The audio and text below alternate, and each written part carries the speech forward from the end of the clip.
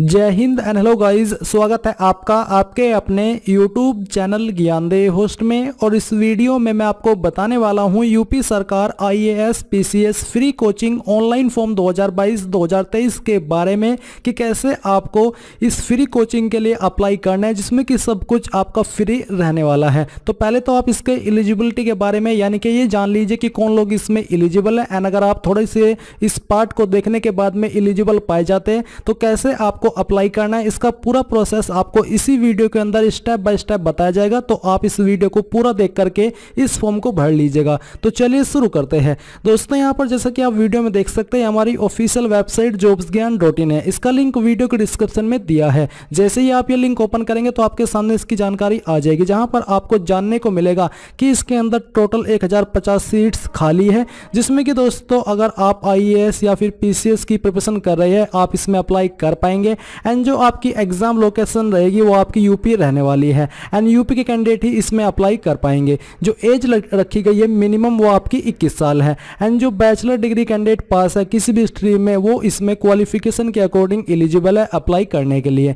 And then यहाँ पर दोस्तों एप्लीकेशन फीस आपसे कोई नहीं ली जाएगी। सभी कैटेगरी कैंडिडेट जो भी यहाँ पर एलिजिबल है उनके लिए फ्री में अप्लाई करने का यहाँ पर मौका दिया गया है। एंड आपको यहाँ पर ये बोला है कि कौन लोग इसमें एग्जैक्टली एलिजिबल है अप्लाई करने के लिए। तो only OBC SC ST UP domicile candidate, यानी कि अगर आप यूपी के OBC कैंडिडेट है, SC कैंडिडेट है या फिर ST है और आपके पास निवास प्रमाण पत्र है तो आप इसमें एलिजिबल है। एंड आपको बोला है कि annual income less than 6 lakh per year, और आपकी एनुअल इनकम यानी कि फैमिली की वो 6 लाख से कम होनी चाहिए और बैचलर डिग्री आपके पास रहनी चाहिए इसमें किसी भी स्ट्रीम में, तब आप एलिजिबल हो पाएंगे। तो आपने ये जाना यहाँ पर किन डॉक्यूमेंट्स की आपको आवश्यकता पड़ने वाली है वो आप देख सकते हैं। हाई स्कूल का certificate scan copy, graduate certificate scan copy, photo ID जिसमें कि आप आधार, पैन, DL etc ये यूज कर सकते हैं। आपका recent passport size photograph and signature and any other supporting document जो आपके पास है उसकी भी स्कैन कॉपी आपके पास रहनी चाहिए।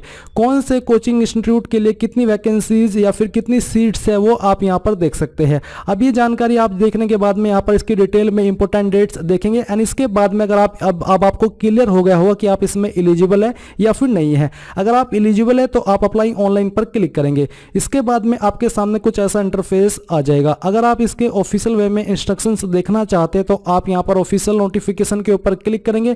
इसके ऊपर क्लिक करने के बाद आप यहां पर आवेदन संबंधित सूचना, आवेदन का प्रारूप, आवेदन करने हेतु हेल्प मैनुअल, समय सारणी, कार्यक्रम, ये सभी PDF से पूरी जानकारी ऑफिशियल वे में अगर देखना चाहते हैं वो देख सकते हैं। अब हम बात करेंगे कि कैसे आपको अप्लाई करना है। तो जैसे आप अप्लाई ऑनलाइन लिंक ओपन कर लेंगे आप यहां पर आ जाएंगे। आने के बाद में यहां पर ऑप्शन दिया है कि ऑनलाइन आवेदन पत्र भरे, तो आपको इसके ऊपर क्लिक करना है। इसके ऊपर क्लिक करने के बाद आपके सामने कुछ ऐसा इंटरफेस आ चुका है।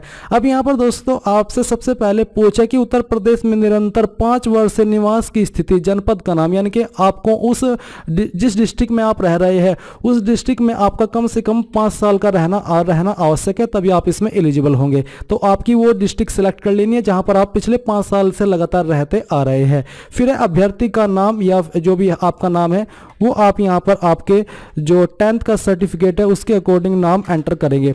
ये नाम एंटर करने के बाद यहां पर आपको आपके फादर का नेम एंटर करना है सर्टिफिकेट के अकॉर्डिंग ही। जो आपका स्थायी पता, पिन कोड सहित, यानी कि आपको यहां पर जो आपका करंट एड्रेस है वो एंटर करना है। पूरा का पूरा एड्रेस आपको यहां पर फिल करना होगा। एंड साथ ही आपको जो आपका पिन कोड है वो भी यहां पर आपको लिख देना है इसके बाद में, यानी कि पूरा एड्रेस आपको पिन कोड के साथ में लिखना है। फिर जो आपका अस्थायी पता है, यानी कि जो आप एक तो आपका परमानेंट एड्रेस और एक है आपका अस्थायी पता। तो जो आपका अस्थायी पता है, वर्तमान पत्राचार का पता यानी कि प्रेजेंट एड्रेस, वो आप यहां पर लिखेंगे। अगर आपका प्रेजेंट और परमानेंट एड्रेस सेम है तो जो एड्रेस आपने 4 पॉइंट में लिखा है वही आप 5 पॉइंट में लिख दीजिए। ईमेल ID आपकी क्या है वो ईमेल ID आपको यहां पर एंटर कर देनी है। एंड देन यहां पर आपको आपका मोबाइल नंबर एंटर करना है। फिर आती है जन्मतिथि हाई स्कूल प्रमाण पत्र के अनुसार, यानी कि जो आपकी डेट ऑफ बर्थ है वो आपको 10th के सर्टिफिकेट के अकॉर्डिंग लिखनी है। पहले आप यहां पर डे लिखेंगे, इसके बाद आप यहां पर स्लैश लगाएंगे, फिर आप यहां पर मंथ लिखेंगे, फिर स्लैश लगाएंगे। एंड जो आपका ईयर है वो भी आपको यहां पर इस प्रकार से एंटर कर देना है।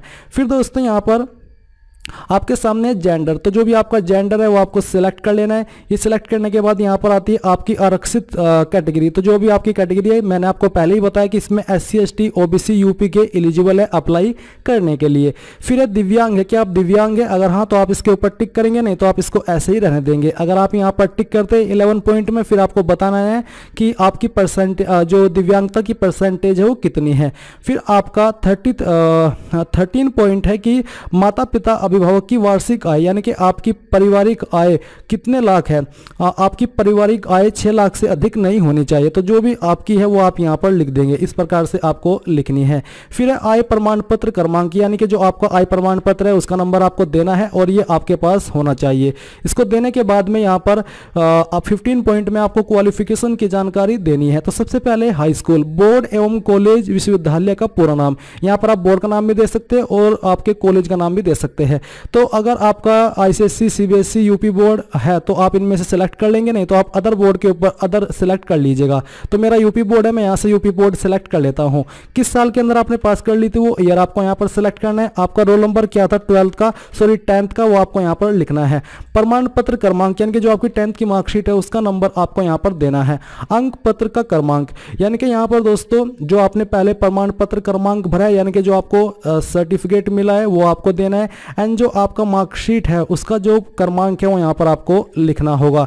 एंड देन यहाँ पर आता है पूर्णांक, यानी कि आपके टोटल नंबर क्या थे, तो यहाँ पर आपको वो लिखना है। उसमें से जो नंबर आपको आए थे वो यहाँ पर आपको लिखना होगा। इस तरह से आपको ये जानकारी देनी है। अगर आपके सर्टिफिकेट के ऊपर कोई चीज नहीं है, जैसे कि प्रमाण अंक पत्र क्रमांक, तो आप यहाँ पर NA यानी कि नॉट एप्लीकेबल लिख सकते हैं। फिर आती है इंटरमीडिएट, यानी कि 12th, तो आपने 12th किस बोर्ड से की है, सेम वे में आप वो सिलेक्ट करेंगे। किस साल के अंदर आपने पास किया वो आप यहाँ पर भरेंगे।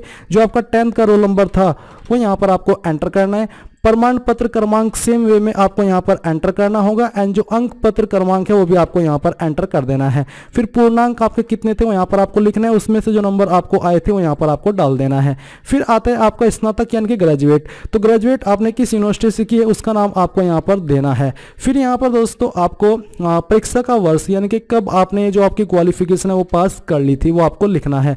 अनुक्रमांक आपके लास्ट ईयर का क्या था वो यहाँ पर आपको एंटर करना होगा। प्रमाण पत्र क्रमांक, यानी कि जो आपका सर्टिफिकेट है ग्रेजुएट का वो यहाँ पर आपको देना है। एंड जो अंक पत्र क्रमांक है वो भी आप यहाँ पर एंटर कर देंगे। अगर आपके पास जैसे कि अंक पत्र क्रमांक नहीं है या फिर प्रमाण पत्र क्रमांक नहीं है तो आप चाहे तो उनको खाली छोड़ सकते हैं, क्योंकि जिन ऑप्शन के सामने स्टार का चिन्ह है वही योग्य है। बट जैसे कि आप यहाँ पर देख सकते हैं कि इसमें किसी भी ऑप्शन में स्टार का चिन्ह नहीं दिया है, तो इसका मतलब है कि वो एलिजिबल तो है, इसलिए आप यहाँ पर NA लिखेंगे, जो कि आपका सेक्शन भी फिल हो जाएगा और आप उसका आंसर भी दे देंगे। फिर यहाँ पर आपको जो पूर्णांक है वो एंटर करने हैं, उसमें से जो नंबर आपको आए थे वो यहाँ पर आपको एंटर करना है। फिर अगर आपके पास कोई अन्य क्वालिफिकेशन है उसका नाम यहाँ पर लिखेंगे एंड आप बाकी की जानकारी सेम वे में भर देंगे। अब आता है 16 पॉइंट, फोटो पहचान पत्र का प्रकार। तो यहाँ पर कोई एक ID आपको सिलेक्ट कर लेनी है। जो भी आईडी आपने सिलेक्ट किया है उसी का नंबर आपको यहाँ पर एंटर करना है। ये एंटर करने के बाद आपसे पूछे कि क्या आप पूर्व में IAS PCS मुख्य परीक्षा में सम्मिलित हुए। अगर आपने पहले भी सम्मिलित हुए हैं तो आप हाँ करेंगे, नहीं तो आपको ना करना है। अगर आप हाँ करते तो आपको बोला कि तो संबंधित डॉक्यूमेंट अगले पेज पर अपलोड करें। अगर आपने नहीं किया पहले पार्टिसिपेशन तो आप नहीं कर देंगे। नहीं के बाद में आपसे पूछे कि क्या आप पूर्व में संघ लोक सेवा आयोग, राज्य लोक सेवा आयोग साक्षात्कार में सम्मिलित हुए, यानी कि आपने इंटरव्यू दिया है पहले कभी, तो आप हाँ करेंगे, नहीं तो आपको नहीं करना है। नहीं करने के बाद आता है कि परीक्षा का नाम जिसके लिए निःशुल्क कोचिंग चाहते हैं, तो आप कौन सी परीक्षा के लिए अप्लाई करना चाहते हैं, IAS PCS प्रीलिमिनरी एग्जाम 2023 या फिर अदर प्रारंभिक प्रतियोगिता 2023। तो जिसमें भी आप सम्मिलित होना चाहते हैं, जिसके लिए आप अप्लाई कर रहे हैं वो आप सिलेक्ट कर लीजिए। अभी यहाँ पर दोस्तों 21 पॉइंट है कि प्रवेश परीक्षा केंद्र का नाम, जहां पर प्रवेश परीक्षा देना चाहते हैं, यानी कि कहां पर आप एग्जाम सेंटर रखना चाहते हैं, इन्हीं लोकेशन पर आपका एग्जाम सेंटर रहेगा, वही आप यहां पर सेलेक्ट कर लीजिए। उपलब्धता के आधार पर परीक्षा केंद्र आवंटित किया जाए। इसके बाद 22 पॉइंट, कोचिंग केंद्र का नाम जहां पर प्रशिक्षण हेतु प्रवेश लेना चाहते हो प्रथम वरीयता, यानी कि आप जो आपकी कोचिंग है उसके लिए पहली प्रेफरेंस किसे देना चाहते हैं। यहाँ पर सिर्फ एक ही ऑप्शन है तो आप इसको सिलेक्ट कर लीजिए। एंड यहाँ पर इसके अलावा सेकेंड प्रेफरेंस प्रेफरेंस में भी यही है तो आप इसी को रहने दीजिए। अगर आपके सामने अतिरिक्त प्रेफरेंस आती है तो वो आप उनमें से सिलेक्ट कर लीजिएगा। अब आप यहाँ पर एक कैप्चा कोड फिल करेंगे, जितनी भी जानकारी आपने भरी है इन सभी को चेक करने के बाद में save details and proceed to upload documents, इसके ऊपर क्लिक करेंगे। अब गाइज यहाँ पर आपको डॉक्यूमेंट अपलोड करने हैं, कौन कौन से डॉक्यूमेंट अपलोड करने हैं वो आप यहाँ पर जान लीजिए। सबसे पहले सक्षम राजस्व अधिकारी द्वारा प्रदत्त जाति प्रमाण पत्र की स्कैन कॉपी, यानी कि जो आपका कास्ट सर्टिफिकेट है वो आपको अपलोड करना है स्कैन करके।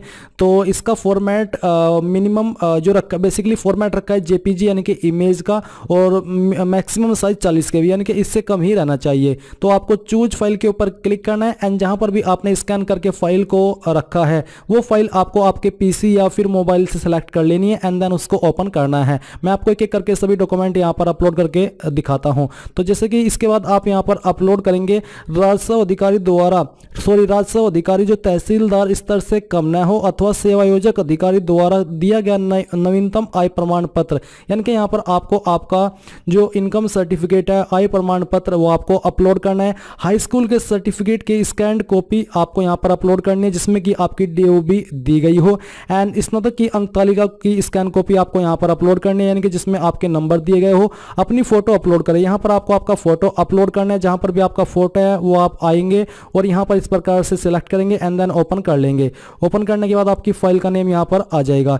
इसके बाद में आता है अपना हस्ताक्षर अपलोड करें, इसका फॉर्मेट और साइज भी सेम ही रखा है। तो जहां पर भी आपका सिग्नेचर है, सिग्नेचर आप यहाँ पर आपका सेम वे में सिलेक्ट कर लेंगे और इसको यहाँ से इस प्रकार से ओपन करेंगे। ओपन करने के बाद में जैसे इन सभी डॉक्यूमेंट को सिलेक्ट कर ले आपको यहाँ पर टिक करना है and save and view temporary print form, इसके ऊपर क्लिक करना है। अब गाइज आपके सामने आपके फॉर्म का प्रीव्यू कुछ इस प्रकार से आ जाएगा। अभी मैं दोस्तों आगे का प्रोसेस बताने से पहले आपको बता दूं कि जब आप आपका फोटो एंड जो डॉक्यूमेंट्स अपलोड करेंगे तो आपके सामने वहां पर एरर आ सकता है। मान लीजिए आपने सभी फाइल सिलेक्ट करके आगे अपलोड के ऊपर क्लिक किया, बट अपलोड करके के ऊपर क्लिक करने के बाद आपके सामने एरर आ रहा है। तो ऐसे में आपको क्या करना है, जो मैंने आपको अप्लाई लिंक दे रखा है ये अप्लाई लिंक आपको एक बार फिर से ओपन करना है। ओपन करने के बाद में आप यहां पर देखेंगे यदि आवेदक अपना रजिस्ट्रेशन संख्या भूल गए हो तो यहां क्लिक करें, तो आपको इसके ऊपर क्लिक करना है। इसके ऊपर क्लिक करने के बाद में जो नंबर अभी आपने रजिस्टर किया है वो रजिस्टर नंबर आप यहां पर डालेंगे एंड जो आपकी डीओबी है वो आपको इसी प्रकार से लिखनी है। पहले डे, फिर आपको स्लैश लगाना है, फिर मंथ और फिर स्लैश और इसके बाद में ईयर।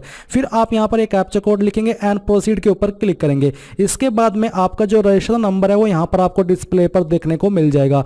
वो नंबर आपको नोट करना है। नोट करने के बाद में आप यहां पर देखेंगे ऑनलाइन आवेदन पत्र भरे, तो आपको यहां पर इसके ऊपर क्लिक ना करके नीचे जो अपना भरा हुआ आवेदन पत्र संशोधित करे इसके ऊपर क्लिक करना है। इसके ऊपर क्लिक करने के बाद जो रजिस्टर नंबर अभी आपको मिला है वो यहां पर आपको डालना है। आपकी डीओबी यहां पर सेम वे में फिल करनी है, ये कैप्चा कोड फिल करना है और प्रोसीड पर क्लिक करना है। प्रोसीड के ऊपर क्लिक करने के बाद में आपके सामने जो आपने रजिस्ट्रेशन के अंदर जानकारी भरी है वो आ जाएगी। फिर आपको सेम वे में आपके जो डॉक्यूमेंट्स है वो अपलोड करने हैं एंड इसके बाद में आपके सामने कुछ ऐसा इंटरफेस आ जाएगा। अब यहां पर आपको इन सभी आपकी जानकारी को चेक कर लेना जो कि आपने भरी है एंड आपने जो डॉक्यूमेंट्स अपलोड किए हैं वो आप यहां पर इनके ऊपर क्लिक करके उनको व्यू भी कर सकते हैं एंड देन आप यहां पर इसके ऊपर टिक करेंगे और फाइनल लॉग के ऊपर क्लिक करके यहां से ओके कर देंगे। अब आप यहां पर देखेंगे कि जो आपका फॉर्म है वो फाइनल सबमिट हो चुका है। अगर आपको फाइनल सबमिट में करने में कोई प्रॉब्लम आए, जैसे कि अभी आप मेरे सामने आई थी, तो उससे आप सेम वे में आएंगे